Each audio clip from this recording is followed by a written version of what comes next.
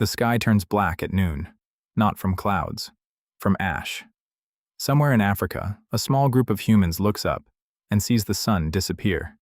They don't know it yet, but they are about to become almost the only humans left alive on Earth.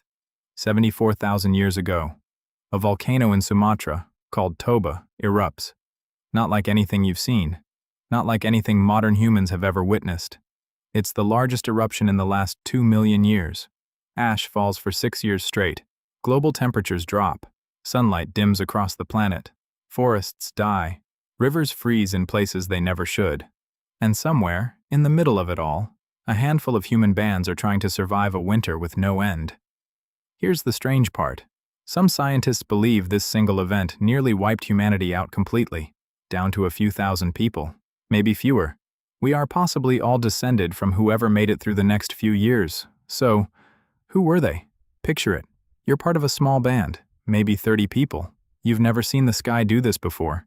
Ash falls like snow, but it doesn't melt. It coats the leaves. It chokes the rivers. The animals you hunt start disappearing, starving or fleeing south. The plants you gather wither under a sky that won't clear. There is no elder who has seen this before. There is no story that explains it. For the first time, this tribe is facing something with no precedent and no plan. Some groups don't make it. Entire bands vanish from the archaeological record around this time.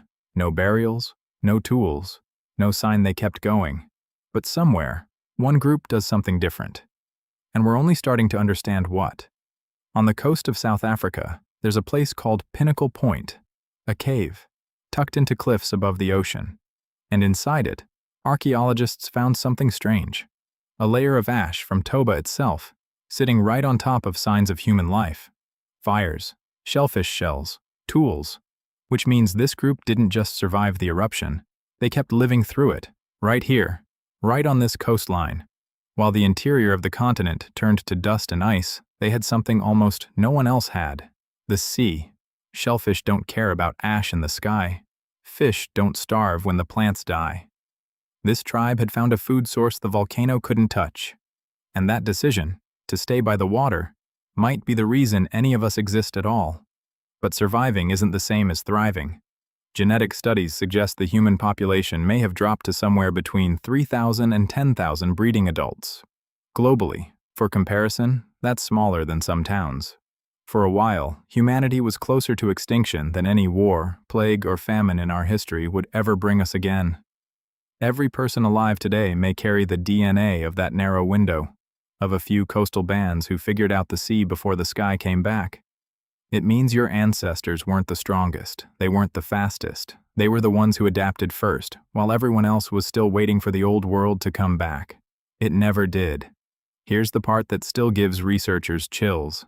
In those same caves, alongside the shellfish and fire pits, they found pigment, red ochre, ground down, used deliberately, not for survival, for decoration, for meaning, maybe for ritual.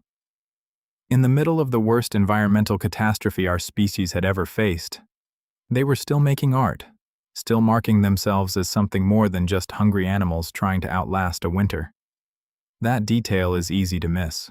But it might be the most human thing in this entire story. The volcano didn't care who survived. The ash didn't choose. But a small group of people standing on a cliff above a cold, gray ocean made a choice the rest of the species didn't. They adapted before they had to. And that's the takeaway. Every single person watching this exists because someone, once, refused to wait for the world to go back to normal.